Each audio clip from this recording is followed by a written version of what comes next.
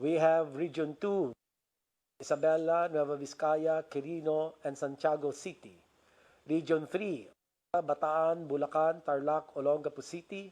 Region 4A, we have Cavite, Laguna, Batangas, Rizal, Quezon, and Mindoro.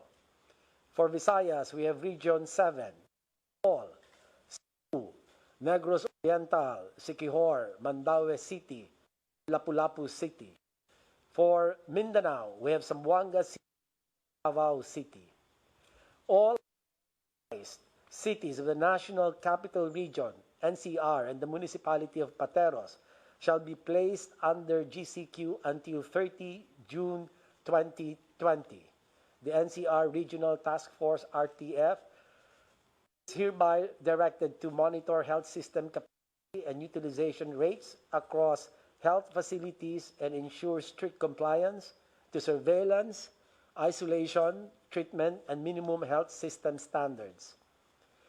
Due to the increasing number of new cases and widespread community transmission in majority of barangays in the city, as well as the consistent case doubling time of less than 7 days and significant increase in critical care utilization against critical care capacity, Cebu City shall be placed under enhanced community quarantine. This is the recommendation, Mr. President, for Cebu City to be escalated back to ECQ. For the same reasons, Talisay City, a component city under the province of Cebu, shall be placed under Modified Enhanced Community Quarantine or MECQ until June 30, 2020. All provinces, highly urbanized cities, and independent component cities are directed to observe the strict enforcement of the following measures.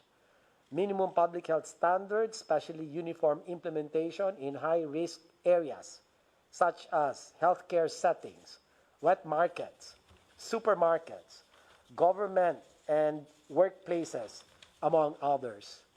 Localized community quarantine in priority critical areas with community transmission with concurrence of the RIATF.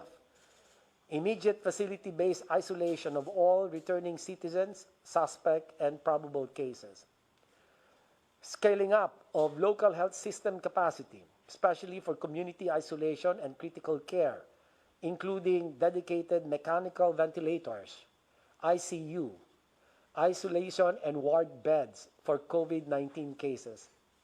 And last but not least, submission of complete and accurate data through COVID Kaya and DOH Data Collect. The regional COVID special teams, in cooperation with the regional task force, are directed to A. Oversee and assist surveillance monitoring and contact tracing of suspect and probable cases with full mobilization of composite teams in areas with continuous transmission. Develop a ground operations plan to urgently execute control and public health measures in the next 2 weeks. Sir, Mr. President, this IATF has been approved during the 46th Interagency Task Force meeting today, as reflected in the minutes of the meeting held this 15th of June 2020 via video conference.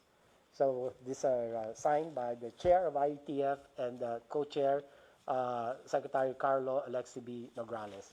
Thank you, Mr. President. We will talk about education, but the most pressing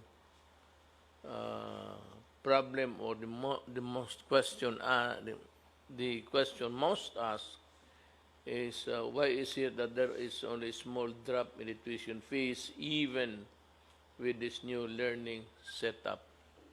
You can answer that later, and you can have your own order of talking.